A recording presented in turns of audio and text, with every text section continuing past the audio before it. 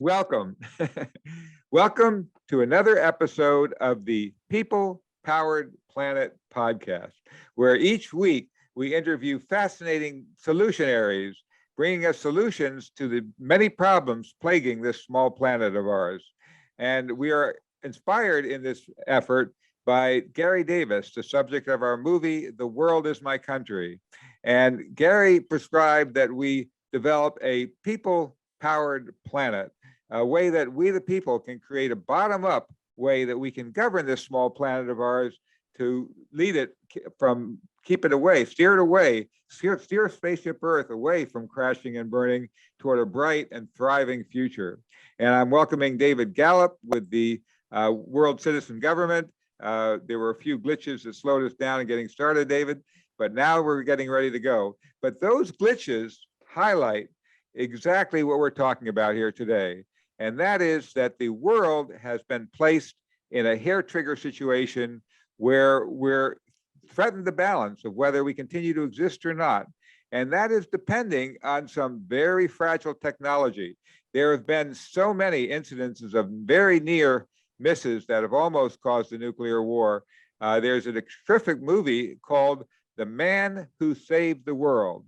And maybe Melanie will put the link to that in there, The Man Who Saved the World.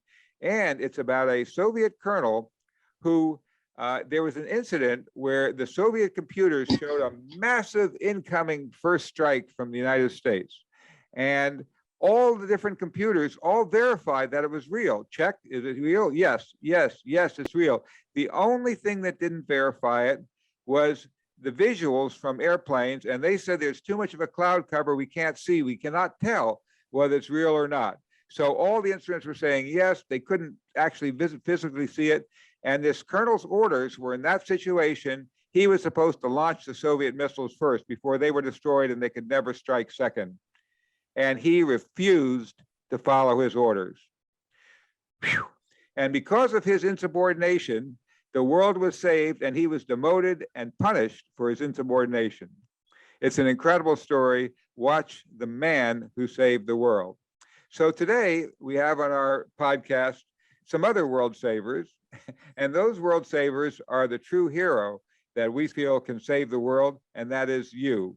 You're the subject, you're the guest for today's show. I'm welcoming Jordan. Oh, yay, Jordan is on. Jordan was the editor on our movie, The World is My Country, and he's also a post-production manager and played a big role in bringing this film to the screen.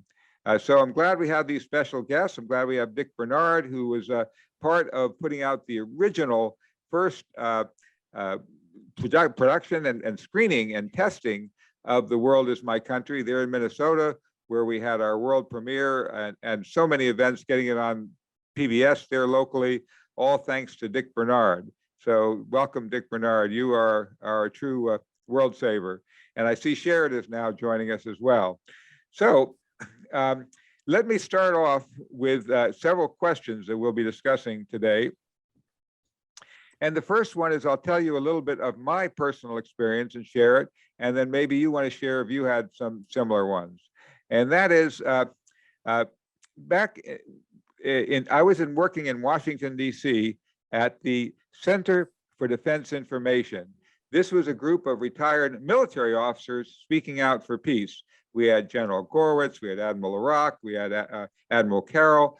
These were high-ranking military officers who, like Admiral Iraq, who was the founder, he was inside the Pentagon planning nuclear wars while his children, Annette and John, were marching on the Pentagon protesting the Vietnam War.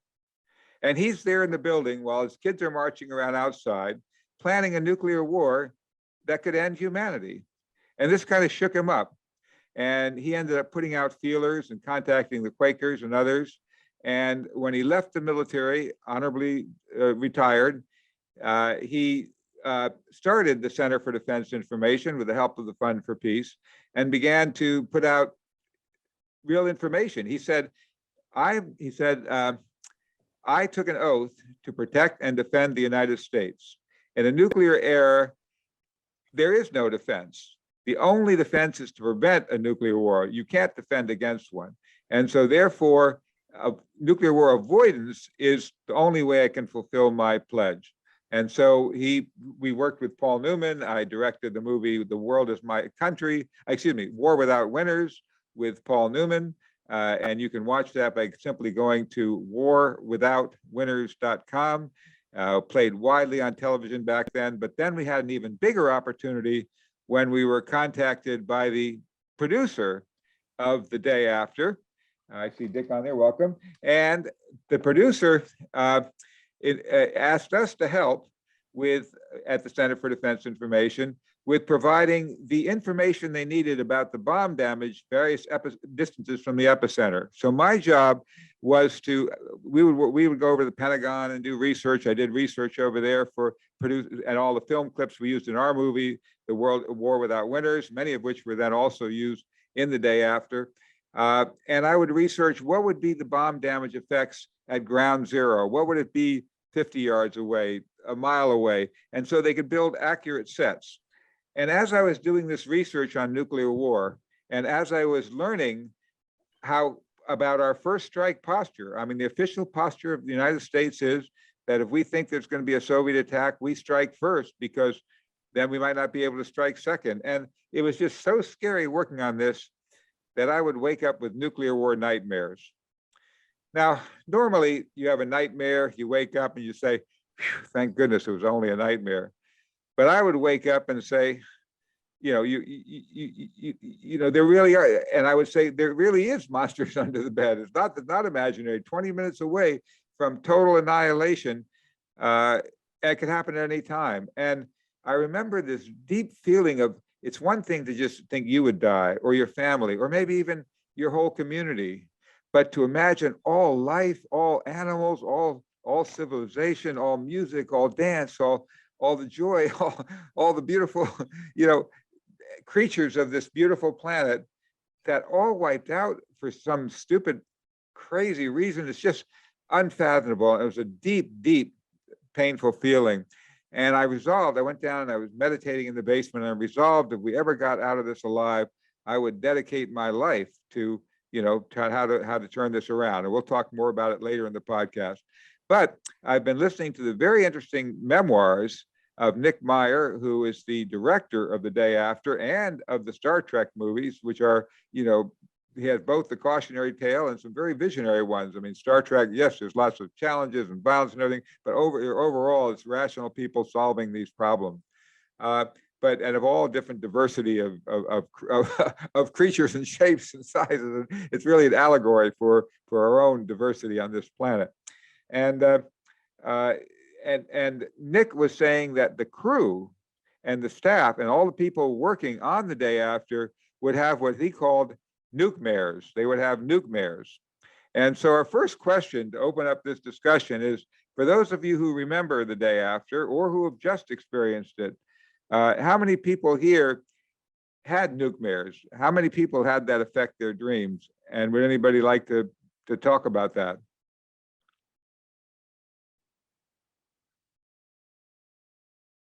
Joe, if you're talking, you're muted. No, you're not. Anybody like to jump in on the question of nuke mares?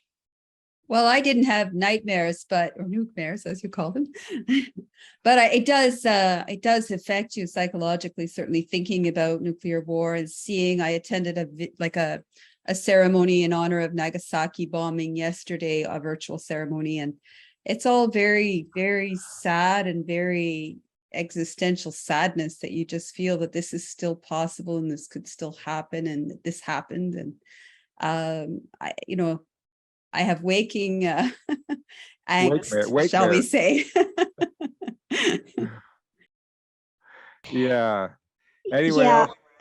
Yeah, along those lines, with Nancy Pelosi's trip to Taiwan, I found myself being transported back to being a child in the Cuban Missile Crisis time. And just remembering how every day when we left elementary school, we'd all say to each other, it was nice knowing you, not knowing if we'd be able to come back to school the next day. And so it was very, very interesting to have that be so present again with that trip to Taiwan.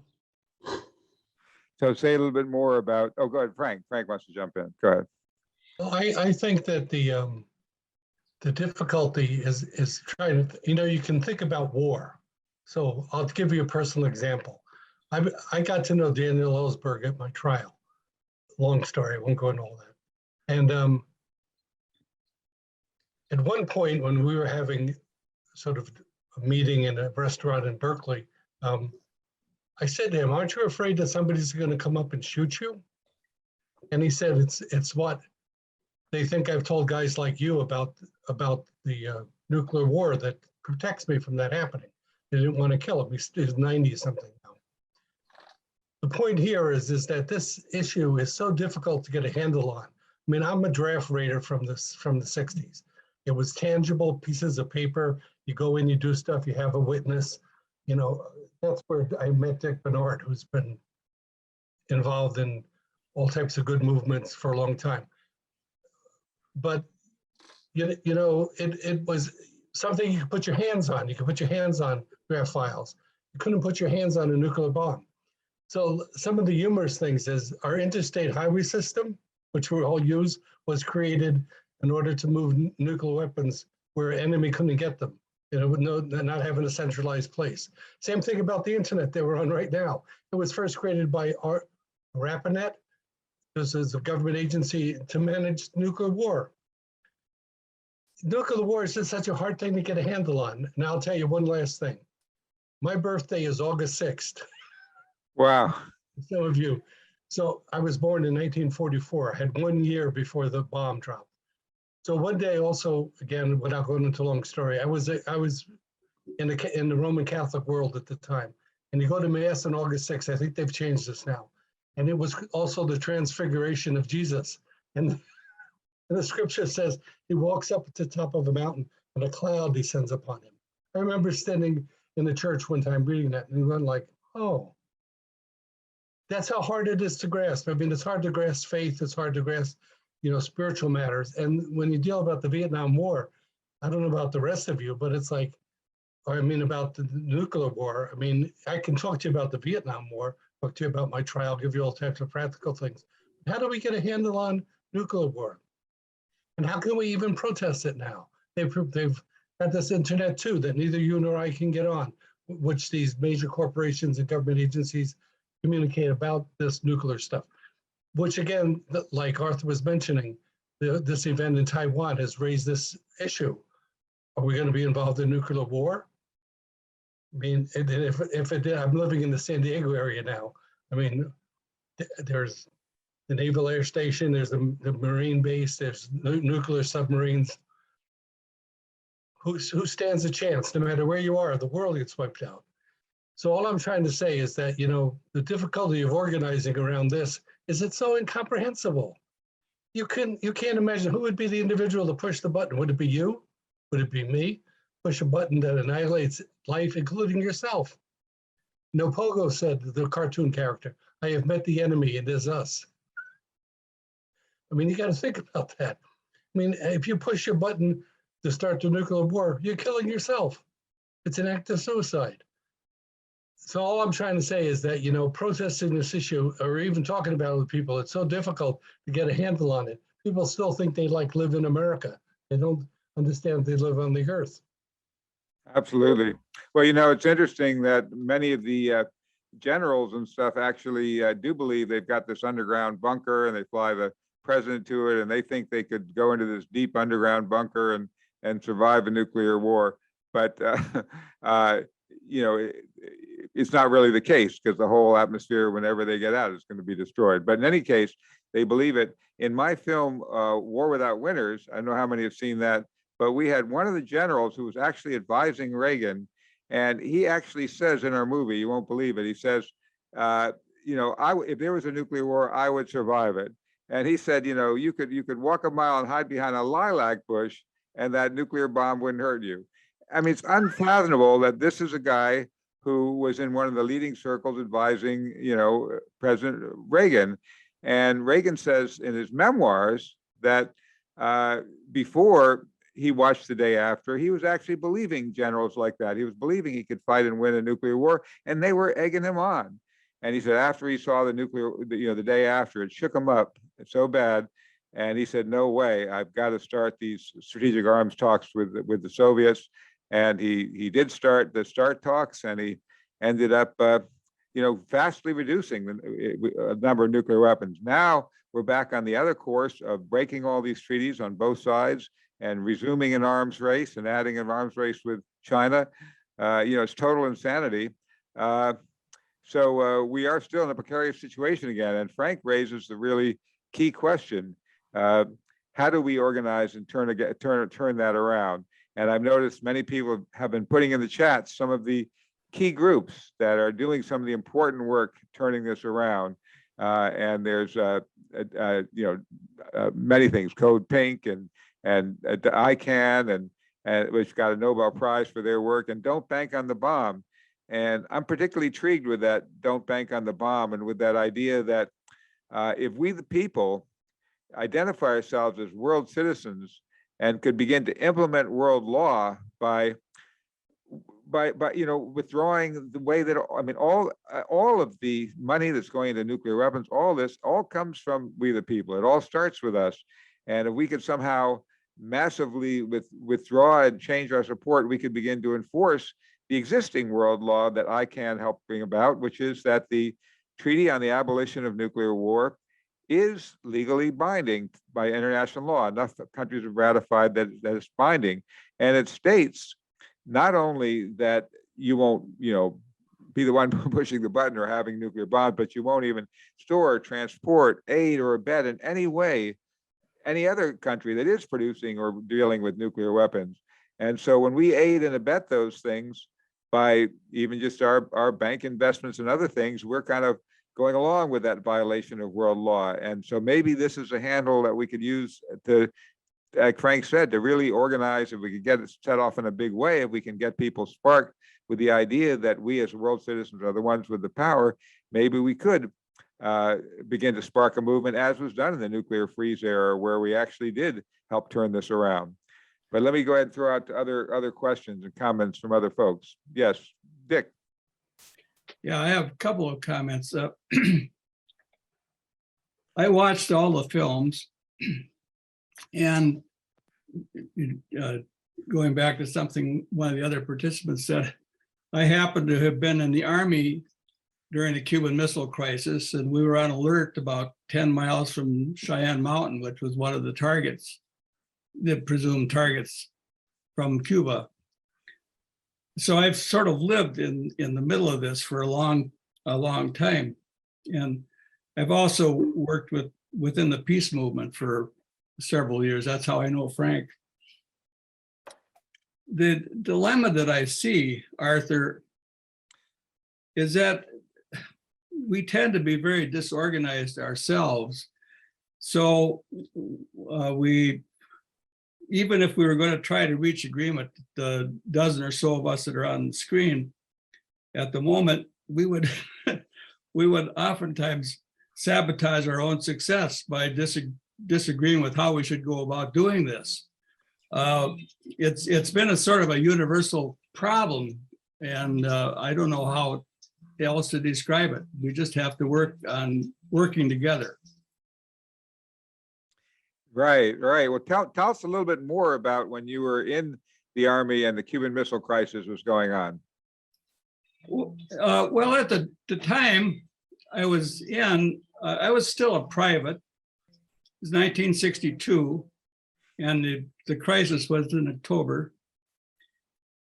And basically, we heard President Kennedy speak in the barracks. Actually, I was in a barracks at the time, and somebody had a little 9-inch television, and we watched President Kennedy talk about the Cuban Missile Crisis. Of course, by the time that President Kennedy talked, the crisis was about over, because they hadn't talked about it before that.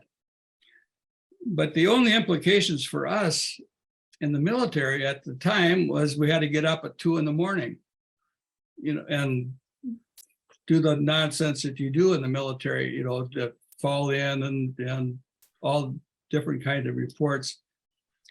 And by the time, we never moved anywhere. We just stayed where we were. We were right in the middle of the country by Colorado Springs. But everybody, everywhere that was in the military, I'm sure was on alert just like we were. It ended before the week was over, and it was just viewed as another piece of nonsense by those of us who were in the company. And that's about all it's about all I can say about it. So tell us about that nuclear installation there where you were nearby. Well, that was I forget exactly the acronym, but it's sort of, I think NORAD is what the acronym is. It's the Air Defense Command that sort of keeps tabs on everything going on militarily all over the world. It's inside Cheyenne Mountain. Perhaps somebody else can give me more details about it. It's it's inside the mountain, and the mountain is right above Colorado Springs. And it was a big deal central target. Actually, Denver, Colorado Springs area has 7 or 8 military bases. So it was looked at with a great deal of interest at that time. But that's about all I know about it.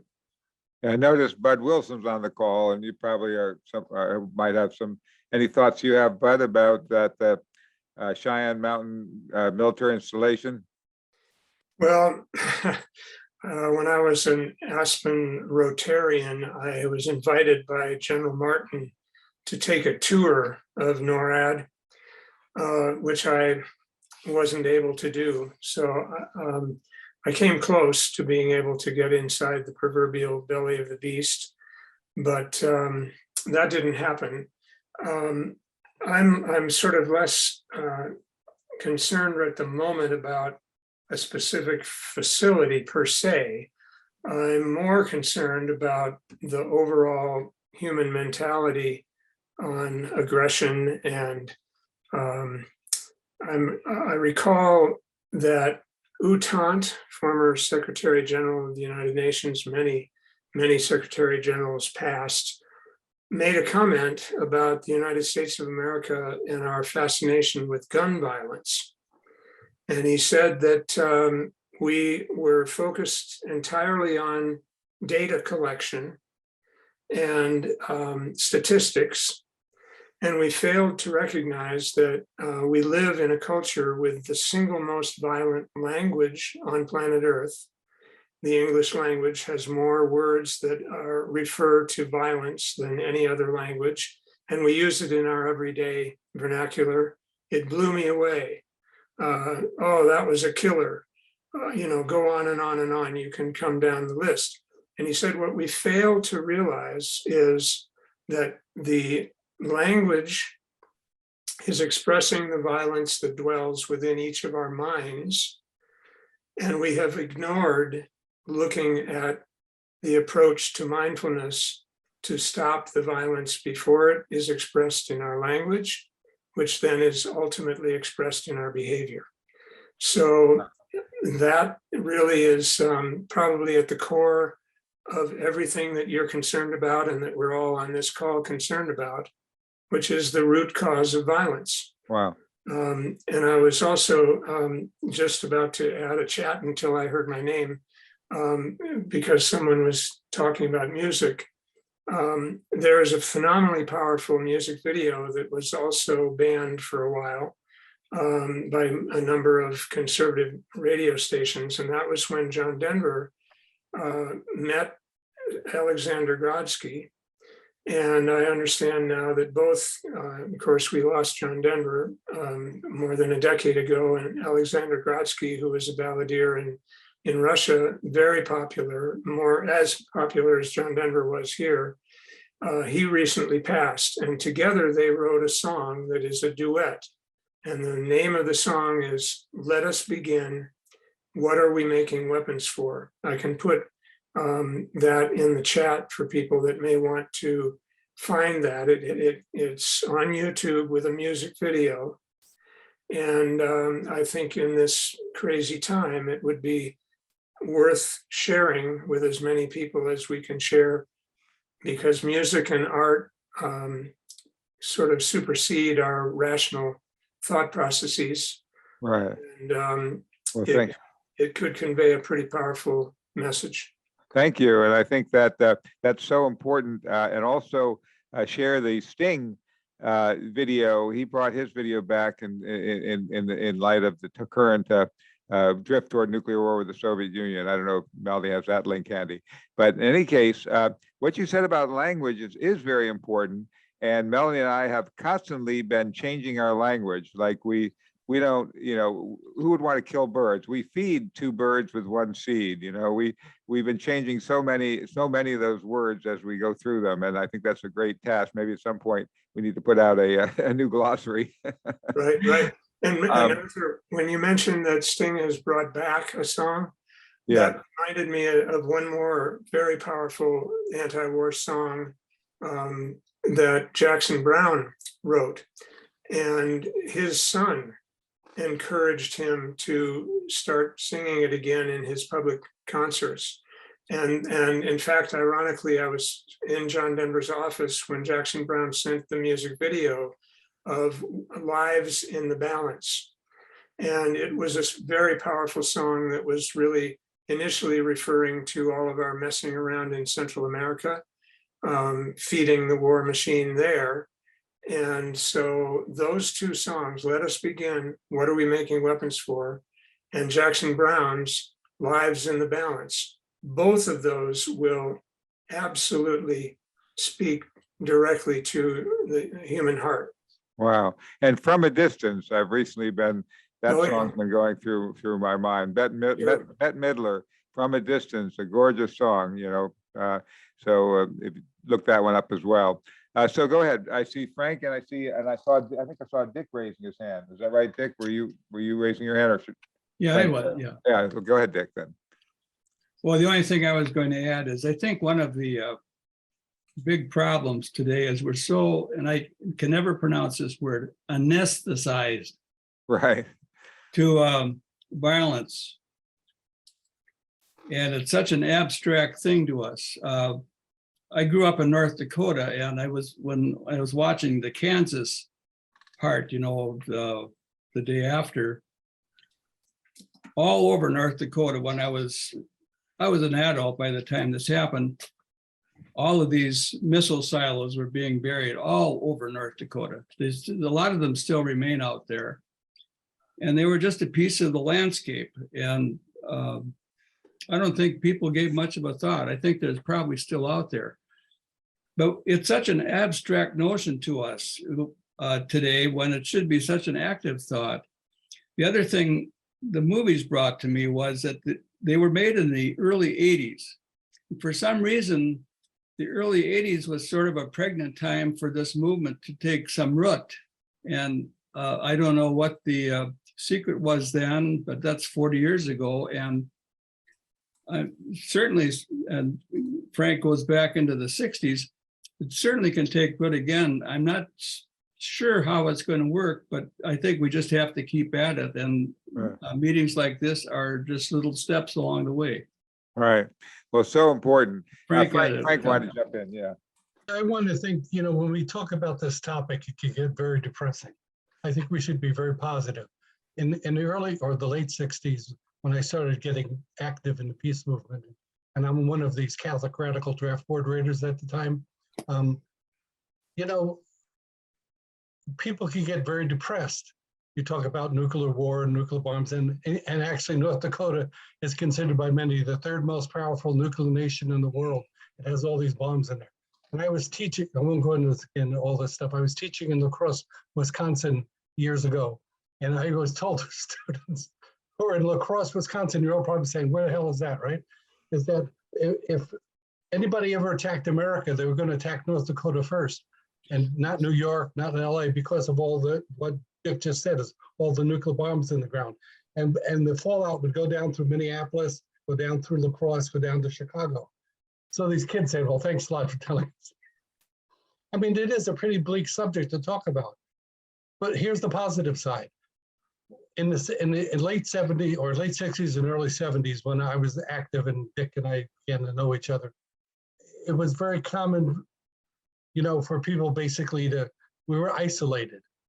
I mean, anti-war activists were considered crazy people. And when I was sent to prison, it was the same type of thing. The judge sort of said, are you crazy, man? You're articulate, et cetera, but you're talking about peace. It's never going to happen. Okay, fast forward about 30 years, they're doing this play in Minnesota about it's called Peace Crimes, the Minnesota 8 versus the war. You can look it up on the web. And I would start going around the colleges talking. And so who am I talking to? 2 women are on my team, Colonel Ann Wright and Colleen, who some of you know is an FBI agent, And these are the main speakers. And so at one point, Colonel Ann Wright says to me, most people in the military don't want to fight a nuclear war. We know more, we read more about this stuff. We know more about all of this stuff than most of you people. And it was true. When she had access to stuff, she worked for Colin Powell, I think she was on his staff. And the fact of the matter is that, it is widespread. It's like this thing with abortion, and, people do it. Well, what are the common people thinking? And they find out that, there's all this protesting about women's rights and stuff. Well, it's part of the same package. Is how do people live a full life on Earth? That's what people want to do. They don't want to get involved in a nuclear war. So part of the positive stuff, and even though let's just say there's 16 people here on this call, 16 people is nothing, right? The fact of the matter is, I think there's 16,000 people. If you said, you want to fight a nuclear war, they go, are you crazy, man? Right. I mean, I think part of the upside is that right now it's pretty common. When I was teaching young students in college, none of them wanted to go in the military in order to drop bombs. If they were going to join the military, which a lot of them did, it was basically to try to protect the country. Now, you and I may disagree with that as being a vehicle, best way to do that. But nevertheless, it was a generation that had learned that nuclear war is self-defeating. As Arthur just said, the old Pogo comic strip, I bet the enemy is us. Right. We drop the bomb, we kill ourselves. How can you talk about that? Right. I think it's so important what you said about the positive. After we made The Day After, we had all these other producers come to us at the Center at CDI, and after made War Without Winners, and they said, well, The Day After wasn't bad enough. It didn't really show how awful nuclear winter would be, and so on. We need to make this new movie showing it's even worse than that. If you thought that was bad, really, wait till you see this one. And I said, no, that's not it. It's not that people, The Day After was enough to make, nobody wants that. What they have is they don't know where to go. They know, nuclear war is bad, but they don't have a vision of what to move toward, what we can build, what's the positive. And that's actually was the inspiration for turning me around to start working with the Gary Davis and The World Is My Country, and the whole inspiring vision of a path we can move toward. And what David Gallup is on here is part of as well, building that alternative vision and then implementing a way that we can turn this around. Now, the thrilling part is that we're still alive here, folks. Here it is 40 years later. And despite all those close, near mishaps, we're still here. There must be something good going on. Now let's just keep moving that forward. And let's get into that spirit and that light. I came out of kind of a Quaker background, and George Fox would say, we need to live in that light that takes away all the occasion for all wars. And rather than fight against war, we need to build the alternative vision, the positive thing. It's what Bucky Fuller said, you never change things inside the old system. You create a new model and attract people to it. So I would like, oh yes, go ahead. Well, there's something that just keeps coming to mind. I just thought I would mention it. With all of this, somebody was talking about the general who had this crazy idea that he was immune and that he could live in a bunker and survive nuclear war. I see a lot of magical thinking and insane thinking. And I think that the root of that is in the idea of privilege and the idea that one group in society, one people for the color of their skin or whatever reason, considers that they actually are somehow superior to another group, like we had in Nazi Germany during the World War II. And once that, first of all, scientifically, that doesn't bear out. That makes absolutely no sense scientifically or in any other form. It's what people want to believe about themselves. Usually failed people want to believe that, oh, but I failed in everything in my life, but the color of my skin makes me superior. Ta-da! You know, it's an easy sell. But when you have racism and you have privilege, like in Ottawa, in Montreal, or in Canada recently, we had a bunch of truckers blocking the Capitol building because they were unhappy about having to have vaccinations.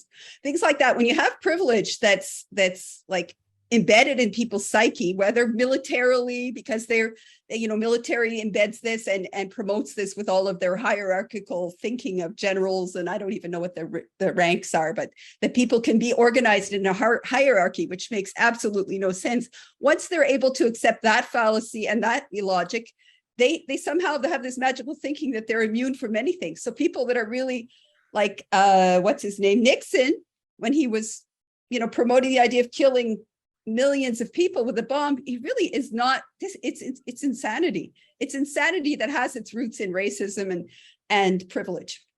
Well, thank you for that very good point. And I know that's something that Melanie has been talking about the need to move from a dominator to a, yeah, go ahead, Melanie. Yes, I put my hand up. I would love to talk about that. So right on, Sim, yes, we've got to nip in the bud the things that are causing this instead of just running around. Society is crazy. If we can deal with that, we could stop war. But right now our leaders are part of that insanity. So I would say more the system is bringing out the worst in people, not the good stuff. So if everyone could capitalism brings out the worst in people. Sorry, I'll shut up. So the system we need is partnerism or partnership system, which was way back when we had that. So if you want to learn more about that, that's The Chalice and the Blade by Dr. Rion Eisler. And that just, you know, puts it all in perspective. It's a whole different worldview. It's very encouraging. It gives 4 cornerstones how we can change this so we don't have war and violence and things like that. So it's very important to look at that. And also on an upbeat mode, I'd like to read, because after the discussion, the phenomenal discussion that Sim started Saturday after the day after screening. She had 2 excellent guests, and I want to read what one of the guests said. It's also in that link that I just posted /resources, all the great resources that Sim put together from that discussion. So just real quick, what Vicki Elson, the co-founder of nuclearban.us, wanted everyone to know. She said, if you're afraid of nuclear weapons, that's not an irrational fear. If you don't like to think about them, I don't blame you. The way I personally deal with this reality is getting together with smart change makers, like all of us, and finding out what I can do about it and doing my best and taking breaks too. We have some reasons to celebrate right now and to be hopeful. But while some of us take comfort in taking action, it might be too much for some people who are really suffering. So I'd suggest take whatever action feels most effective, contacting legislators, but limit it to a minimal set time per day or per week, and be super gentle with yourself the rest of the time. Or just support other people who are doing the work with donations, moral support, etc. You are not crazy or wrong or weird or for worrying, but your first priority has to be self-care. Take care of your own good heart. A process. 1, acknowledge the feelings you're struggling with. 2, know that you're not alone. 3, just by paying attention, you're showing that you care and you want to make a difference. 4, list your strengths. You are resilient, compassionate, skillful, good communicator. 5, do stuff if you can. 6, do it in community. The last 2 lines are I can secret ingredients. So this is so important that we acknowledge all that. And I loved that advice. So Thank you. I'll let it. Thank you, Melanie, and she's put in the chat how you can get more of that. And thank you, Simri, for all that. Or you said it's also Camry. You have 2 pronunciations. I don't know. You can say Sim. Sim. Yeah. Okay, good. I see Just that about Jordan- anything goes after 60 years. I just Okay, whatever. good. All right, and now I see Jordan has his hand raised. Jordan, go ahead. Yeah. Hi everyone. I I was interested to hear that several people on the call here are involved with different Catholic anti-war, anti-war activist groups, and would be interested to hear your perspective on people with Christian or even like Abrahamic ideologies, people that wear their Christian identity on their sleeves, yet are still like the proponents of militarism. And I'd be interested to hear people's insight onto like what is creating that cognitive dissonance. How can people all these years, I'm not being very eloquent right now, but I'd be interested to hear people's perspective of like where does that dissonance come from? What is your kind of take on that? How people can have a Christian identity and yet be such staunch advocates of militarism. Thank you, Jordan. Jordan was our fabulous editor on the film "The World Is My Country," and also worked with Haskell Wexler, who I produced the day after with. So go ahead. I think Sim, were you trying to say something about that? Well, I always have something to say. So is there anybody else? But well, all I would say is that relates, the idea of religion is a little bit fascist, because a religion says that your particular choice of religion, because you believe the right things, makes you saved, and everyone else is, for want of a better word, well, a better word is screwed. So that right away, that's sort of creating a mindset, again, like exceptional American exceptionalism or Canadian exceptionalism or racism or anything else that creates a mindset that somehow, for whatever reason, because of the right thoughts, the right this, the right that you're in a superior group and therefore you're saved. That's what Israel thinks right now. And that's why they're just killing all the Palestinians day to day, because their group is the best group and their group is the ones that deserve to live, and everybody else is going to die. And the Christians have the same mindset, and it's all ridiculous. Now, I would like to move to and we're getting close to the end of the hour, but I would like to move to our actually second part of this whole discussion, which is to move from cautionary tales to visionary. And that is, one of the reasons why I'm so excited about the upcoming podcast we have with Nicholas Meyer is that he was not only the director of The Day After, but also the director of 3 of the Star Trek movies, or wrote the second one, 2, 4, and 6, the one about the whales, where the Star Trek people come back to save the whales. That was number 4, where that he wrote the screenplay for that. And he wrote the 7% Solution and others. But he said when first people came to him to direct the Star Trek movies, that because he'd seen TV occasionally. You mean those guys with the pointy ears? Why would I want to do that? That's absurd. That there's 2-legged people walking around the universe, doing all this stuff. But we know that's not true. I mean, we sent out these probes and stuff. We know there's no such thing. And but then he realized it's really an allegory for here and now and for our world now, and how a diversity of people can get together and they can deal with challenges and they can come up with intelligent solutions, and they can. And in Star Trek, there was a rule: you could not join the Federation unless your planet had a government. If there was no government for your planet, you were kept cloaked and you were not allowed to join the Federation. And Earth had a world government headquartered in San Francisco in the Star Trek series, and there was a way to govern the planet. And that, of course, gets to the theme of what our War with That World, The World Is My Country is all about, that it's absurd to think you could govern, we would never imagine running a corporation with no director, no board of directors, never imagine running a city without a city council or any way to govern it, all the different boroughs just fighting it out and battling, and who gets to be on top this week or that week, and we'll kill you if you, and how do you get your plumbing, your services? I mean, it screws up everything. And it's absurd to think we could run a planet that way, such a complex mechanism. So no wonder we're heading toward crashing and burning. So I think one of the key things we want to do is, how do we build a visionary tale that takes us toward that people-powered planet? I see Jordan has his hand up again. Go ahead. Oh, I was just kind of agreeing, enhancing the argument for Star Trek, because not only does it have the kind of utopian perspective and an effective world government, what Gene Roddenberry was really doing. This is why Star Trek for me is still kind of a cornerstone for my whole creative and philosophical identity. Gene Roddenberry was a Navy war veteran, and his vision for Star Trek in part it wasn't just about envisioning a new future, but thinking about an incremental way of getting there. And the Starfleet itself was really about taking taking the best parts of a military bureaucracy and transforming it into something whose mandate was not war and conquest, but exploration and diplomacy. It was very much about that, taking all of the tropes and the advantages that having kind of a bureaucracy and big organization, you know, like we currently have for the military, but using it for a completely different purpose. So that's why it's still a gold standard for me, Star Trek, as a visionary text. Wow, thank you, Jordan, so It's much. it's something that's like it's very easy for like anyone to kind of see that, you know, even if it's not overt, like at an unconscious level, people see like something that looks like a space navy, but seeing it doing something completely different. And I think that has an effect on people, and that's why it's, you know, still popular after over 50 years. And there's still 5 new Star Trek series on TV right now.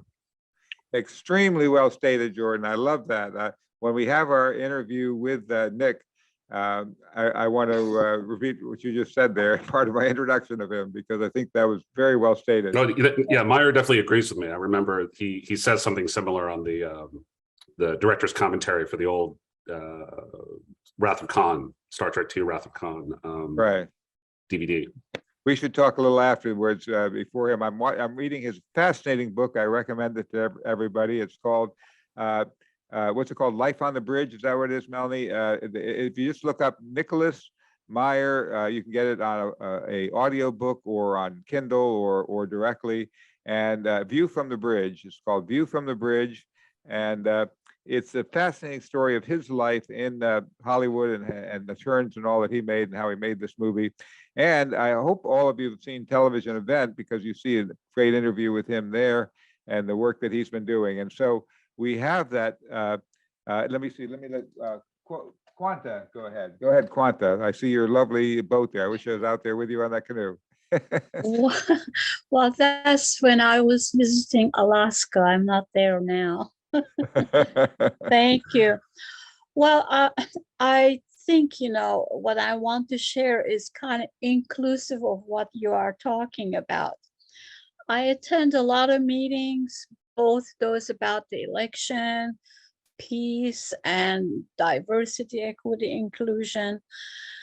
One thing that I share with everyone, and a lot of politicians, we have local politicians who are sending texts.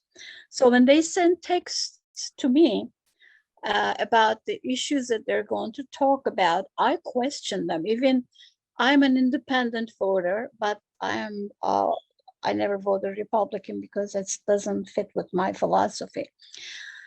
I think we need to start teaching people to learn to critical thinking and not take everything that is being told them as because it comes from a source that they're biased towards. And we have to teach children to question things too. For instance, this one politician says, oh, I'm going to be working very, very hard about campaign reform, and I'm going to work really hard about insider trading, LGBTQ, and abortion. So I ask her, I say, what are the mutually interested issues that is going to unite people? Because living wages unite everyone. Healthcare, affordable education, all these things are points of unity. I don't care whether you are Black or white, Hispanic, Asian. It doesn't matter what class or place you come from. Everybody has mutual interests, and we have to start thinking that way at the political scene. And the other one is, even among people who are like-minded, we still talk about otherness, you know, like, oh, the Trumpies and, you know, these and that. We don't realize that fuels the fire, actually. I love this man called Daryl Davis. He's an African-American jazz musician, goes to KKK rallies, and he even encouraged some people to leave KKK. Now, what an amazing spirit this guy has, that he overcame the way he's been treated, and go into the extreme, talk about extremists. I love this extremist man. So we have to start thinking differently and having different strategies, and even take out in our own daily vocabulary words that are divisive. Thank you very much. I so agree with you, and that's so important. I remember a fantastic, when Michael Moore had a series on TV, he had a Loving the Hate Groups segment, and they had this big KKK hate group going to rally, and they had these black Motown singers come and sing, and outside they sing love songs to them, and they were just so perplexed. They didn't know quite how to deal with it. They're singing these beautiful music and love songs to these people, and it was just a very funny segment. But it also, is a way to break through. And people are human beings, and I think you're so right. One thing I did in my film, War Without Winners, if you haven't seen it yet, is we had Haskell Wexler travel across the Soviet Union talking to ordinary people. What are their thoughts and feelings about nuclear war in the US and there? And, when you talk to ordinary people, like you said, we all find common ground. And I so agree with you. I don't like to take I prefer not to take the divisive approach of finger pointing at any group, whether, I think that when you get together any group and you use certain techniques of getting to the basis of what is your story, what are you coming from and stuff, people come together. There was another fellow who made a wonderful movie called Free Trip to Egypt. He went to Trump rallies with a big sign, look up this documentary, Free Trip to Egypt. And he got people who were very anti-Islamic to go live in an Islamic household for a while. They're getting a free trip out of it. And some people took them up on that. And they and they fell in love with their host. They said, gee, I wish all Islamic people were like you. Oh, gee, I wish all Jews were like you. Whenever you get people together, people to people, and that's something that is he still anyway that anyway, when you get people together, people to people do have common ground. And that's sort of the whole basis behind the people powered planet of how do we organize our planet into these Zoom type meetings with people of opposite viewpoints who are coming together and coalescing and coming to agreements, and this whole infrastructure for how we begin to build a bottom up people powered new kind of democracy, not outvoting one side wins, one side loses, but how do we build synergy as coming together of all the views? Well, that's in another podcast. There are actually many of our podcasts up there at the peoplepoweredplanet.com, which is also theworldismycountry.com/club, including Rayanne Eisler. You don't have to just read her book. You can listen to our podcast with her, go back to our page. I noticed that Alfred has a comment. Go ahead, Alfred. Hello, everyone. About new approaches, what I heard about and what I'm very inspired with from is a complete new approach to organize the world in the ways that we meet in the mother language. Suddenly, mother language crosses the whole world. There are no more boundaries because people from their mother language, they are in other countries, but they still have their mother language.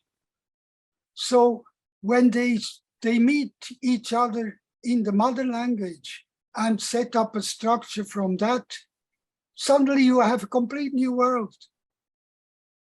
It's no more boundaries like we have with the countries.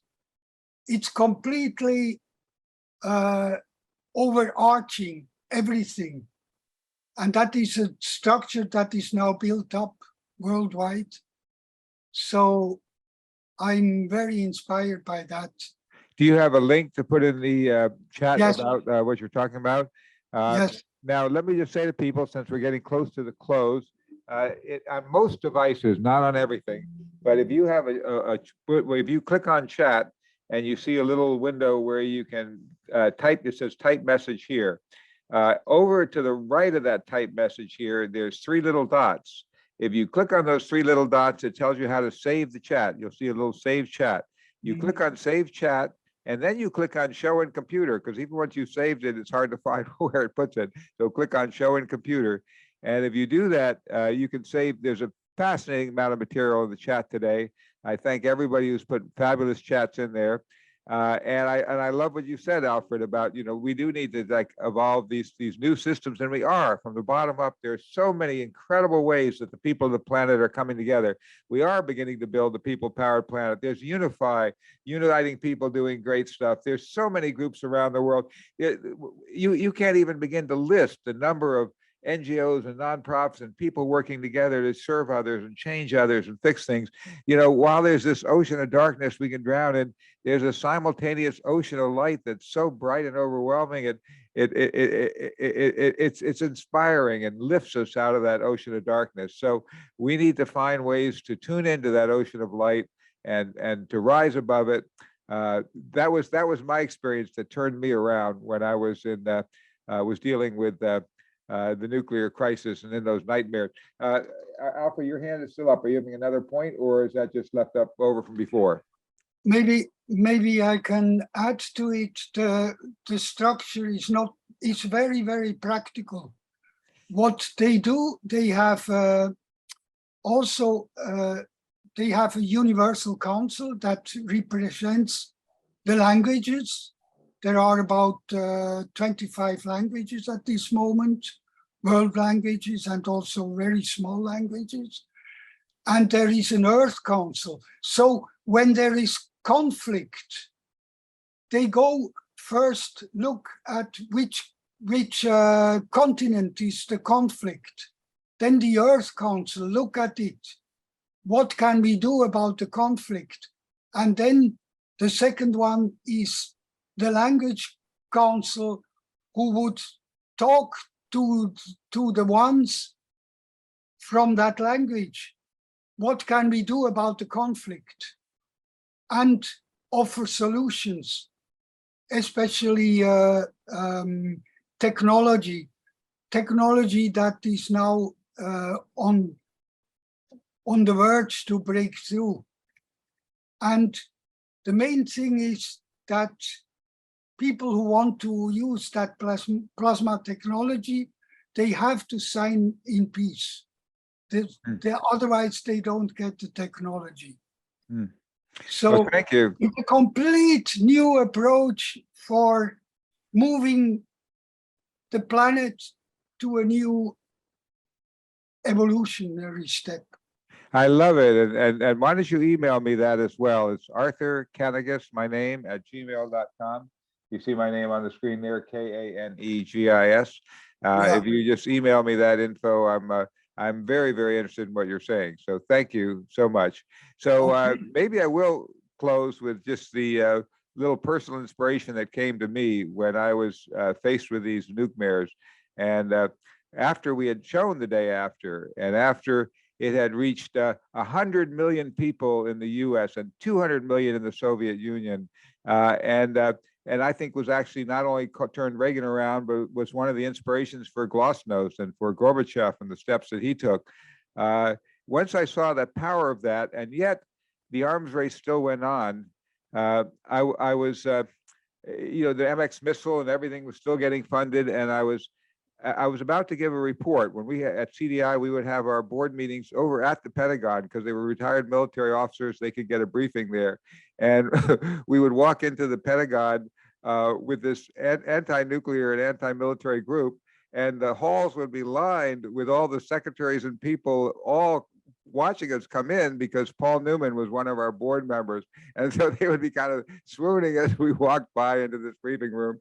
Anyway, I gave the report about how the day after and the people had reached and so on. But I also was troubled that it didn't, the polls showed it didn't change, the support for the MX missile and all these things. And I was meditating in Friends meeting, and it came to me just what I was saying verbally a minute ago, and that is that out of this deep pain of the kind of nuke mares, I remembered a song that we had learned in first day school, what other churches would call Sunday school, and that was the George Fox song, and it goes, "There's an ocean of darkness, and I drowned in the night till I came to the darkness, to the ocean of light." and the light is forever, and the light makes us free. I will dwell in the glory of the light, said he. Walk in the light wherever you may be. Walk in the light wherever you may be. In my old shaggy breeches, in my old leather breeches, and my shaggy locks, I am walking in the glory of the light, said Fox.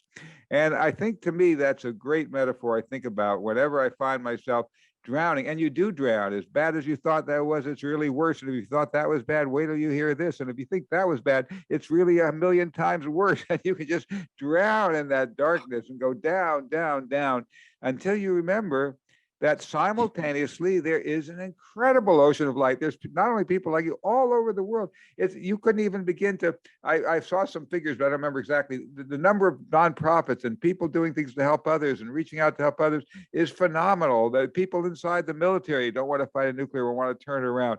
The people inside all the different camps want a better world and want to help others. And everybody on every side of a war, they're trying to work for the good. The suicide bomber is so dedicated to his fellow man and God that he's willing to sacrifice his own life for it. And, we're all trying to do good. We got different stories. We got to get our stories together. But let's find a way to dwell in that ocean of light and draw us out of that ocean of darkness into that ocean of light. And with that, I'll maybe use that as our closing comment to end this podcast and thank everybody for your extraordinary contributions. We will put up the recordings, and so many people missed joining us. Hopefully they'll be able to watch and be inspired, and join us each and every week as we begin to explore what are the ways we can actually build this people-powered planet. How can we dwell in this ocean of light and suck us up from that ocean of darkness into that light and move us forward? So come especially back for the super important, and let everybody any of you who can jump on with Facebook and social media, and anybody who wants to volunteer, we can put you to work. We want to widely publicize the meeting with Jeff Daniels at his extraordinary movie television event, and widely publicize the one especially, the big one with Nicholas Meyer. So join us in that, and join us each week and every week at the People Powered Planet podcast. Thank you, and do join. When you click on that link, you can subscribe, and you can donate monthly if you'd like, which would be so valuable to help us carry on our work. This is all, for me, it's all been a labor of love, and we do need funds to just keep the technology working and things like that. So join us, and thanks again. Save that chat, and here's closing another episode of the People Powered Planet podcast.